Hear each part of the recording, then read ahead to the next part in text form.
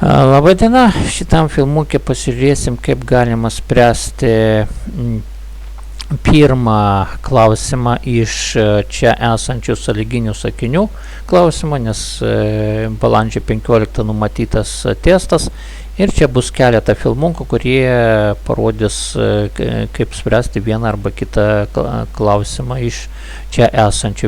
Visiems klausimams nebus filmukų, bet kai kuriems vis dėlto mes sukursim filmukus.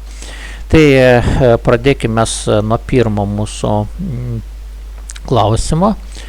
Atidarykim naujoj kortelį ir pabandom paleisti mūsų mini testuką iš vieną klausimą. Kas čia pas mus yra? Čia pas mus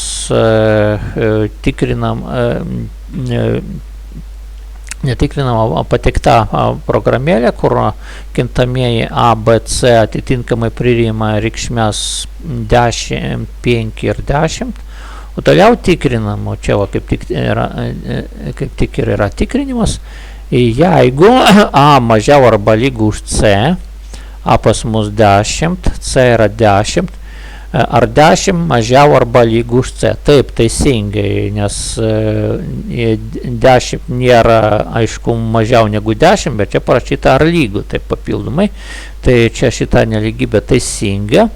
Ir mes tada prie A turim pridėti 5. Dabar A yra 10, tai naujoji A reikšmė taps 15. Na ir dabar reikia atspausdinti visų trijų kintamųjų sumą. A pas mus jau, ką tik tai sakiau, tapo 15. B netapo, tokia ir buvo reikšmė 5. 15 plus 5 plus 20.